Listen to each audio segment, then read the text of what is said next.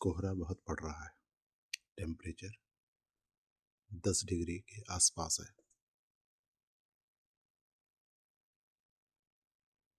क्योंकि समय 4:30-5 बजे के आसपास हो रहा है, तो धीरे धीरे प्रकृति में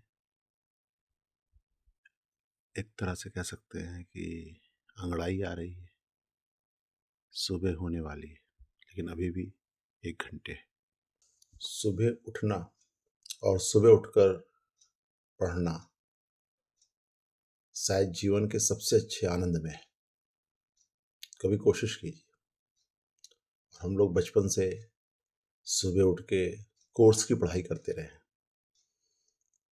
लेकिन माना ये जाता है कि सुबह अगर आप जो भी काम करें, जो आपको सबसे प्रिय लगता है,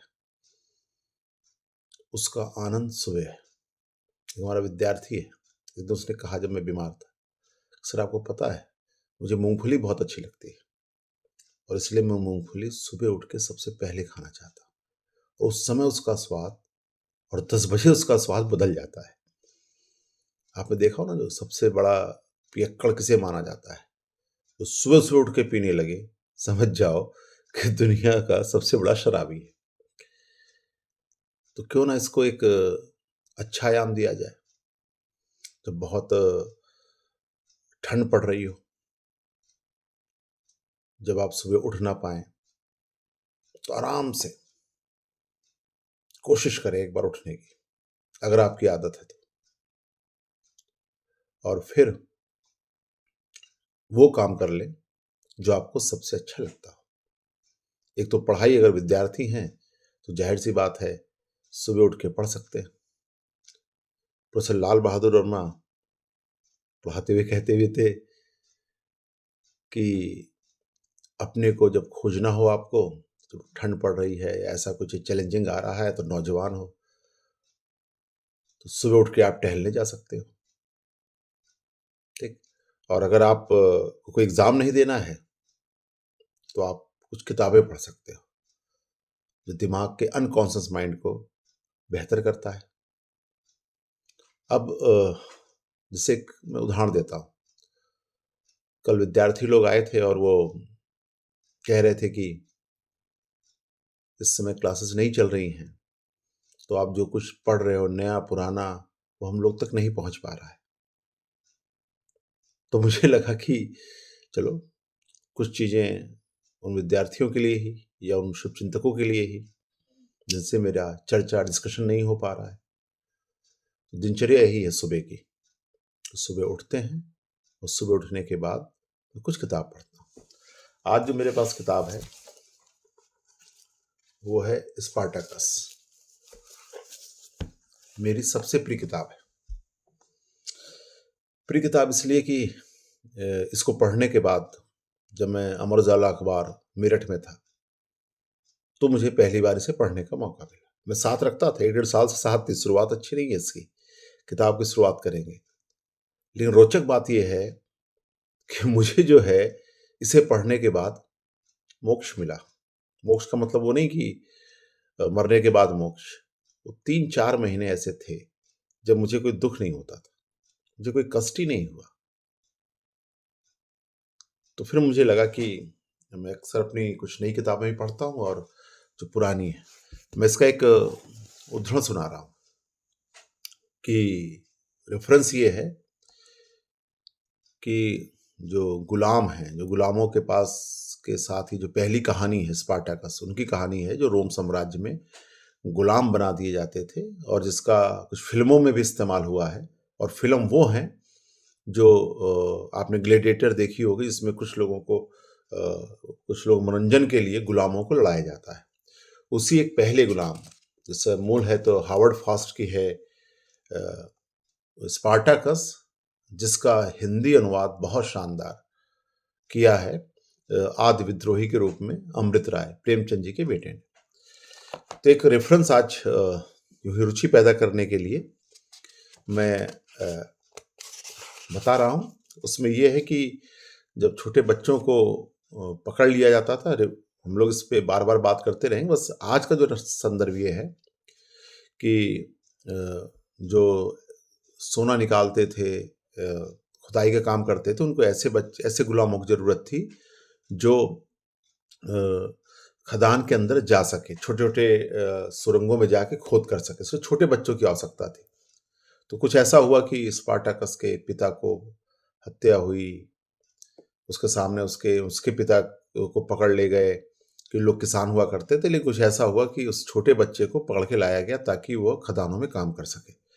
उसी के आगे का रेफरेंस जो जीवन का सार है, यहाँ से है कि जब ले जाया जा रहा था, वो बच्चे ही था, तो उसमें था स्पार्टाकस, मैं लाइन पढ़ रहा हूँ, स्पार्टाकस आँख लड़ाकर उन्हें देखता और अपनी जाति के, अपने मानव जाति के लोग खोजता है, जो कि अकेली जाति बच जाती है जबकि आदमी गुलाम है।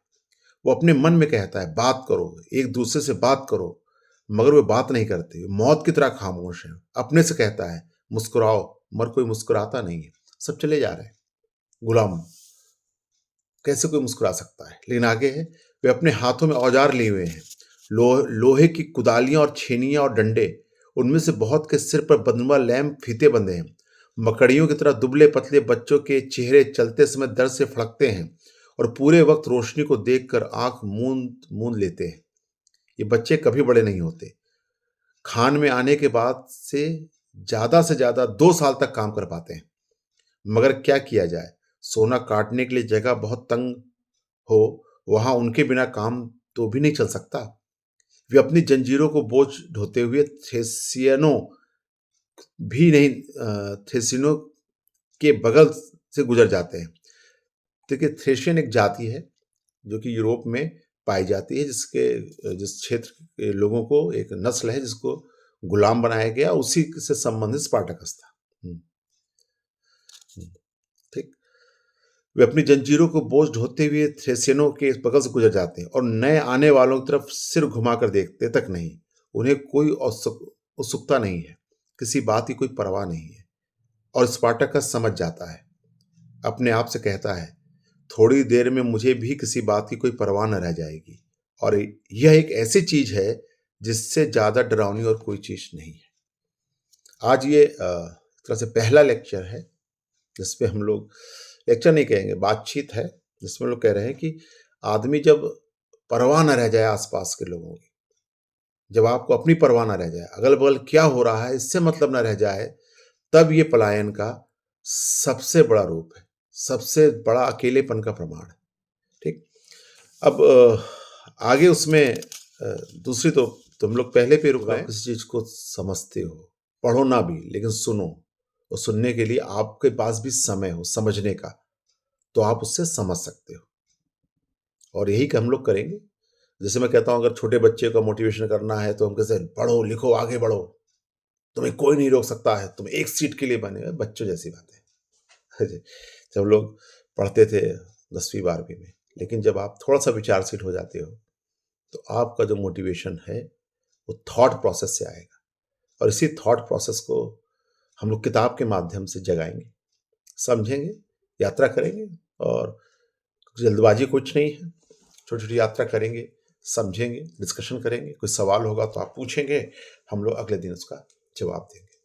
ठीक है। फिर इस ठंड की सुबह 10 डिग्री टेम्परेचर में, सुबह के मेरे ख्याल में 5 बज गए हैं, और ये पहली यात्रा है।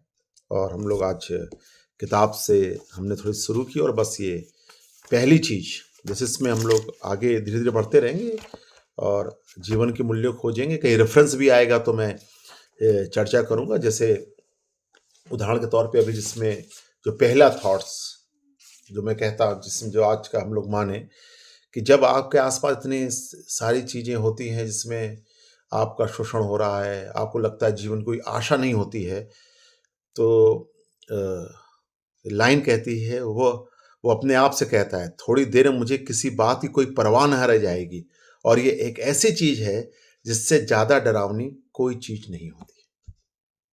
और यही बात अगर आप देखें कि जीवन के अर्थ की खोज में जो लेखक है वो कहता है कि जब नाजी का कैंप में वो था, और जो नाजी के कैंप में वो बहुत सारे रहते थे, कि हम लोग समझ जाते थे कि कौन व्यक्ति है जो आज मरने वाला है, सजा से नहीं, जीवन निराश से।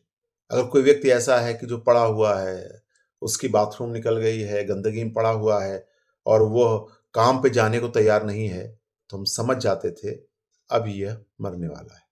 क्यों? क्योंकि अब उसको परवाह नहीं है। क्यों? क्योंकि उसने जीवन की आशा खो दी है। इसलिए पहली चीज हमें परवाह करनी है। जब आसपास जो घटनाएं घट रही हैं उसके प्रति संवेदनशील रहना है, खुद की परवाह करनी है।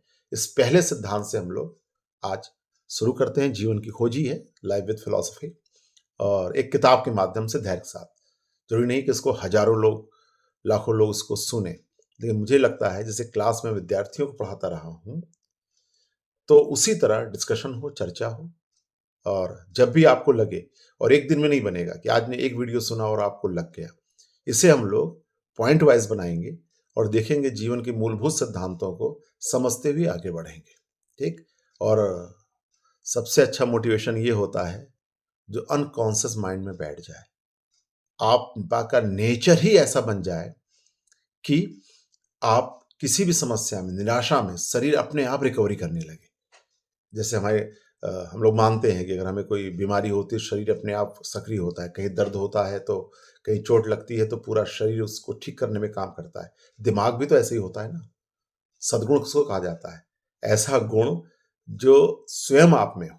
कर्ण में सद्गुण, मान लो सद्गुण था दान देने का, कि उसके सामने कोई चीज मांगेगा तो उसे दान देना, ये सद्गुण है। उसी तरह अगर हमारे सामने कोई चैलेंज आएगा तो हमारी बॉडी, हमारा दिमाग उसको स्वतः रिकवर कर ले, इस कंडीशन तक हमें पहुंचना है। और उसका एक सरल तरीका है किताबें, सत्संग। ये दोनों का हम लोग करेंगे, मेरे साथ आप करेंगे। ठीक? और बस इसलिए क्योंकि मेरे अपने विद्यार्थी जिनको 20 सालों से मैंने पढ़ाया, जिसमें बहुत सारे आईएएस हैं, पीसीएस हैं, कुछ प्रोफेसर हैं, या कोई अच्छा बेहतर जीवन में कर रहे हैं, कोई पद नहीं है लेकिन जीवन में अच्छा कर रहे हैं, उनके लिए, उनके साथ जो चर्चाएं हुई, बातचीत हुई, उसको रिकॉल कर रहा हूं मैं। और हम लोग इसको रोज करेंगे और कोशिश करेंगे कि सबसे अच्छा टीचर कौन होता है? लोग कहते हैं कि सब लोग पढ़ते थे अराजकतावाद में, सबसे अच्छा शासन वो है जो बिल्कुल शासन ना करे। सबसे अच्छा टीचर वो है जो बिल्कुल पढ़ाए ना। पढ़ाने का मतलब पता ना चले कि आप पढ़ा रहे हो। तो इससे हम लोग कंटिन्यू करेंगे और देखते हैं। कल मिलते हैं, थोड़ा सा और व्यवस्थित करूंगा ताकि वो लोग भी जो मुझे जानते नहीं हैं वो भी कनेक्ट कर सके। तो मिलते हैं फिर कल सुबह 4:30 बजे। ठंड बहुत है। धन्यवाद।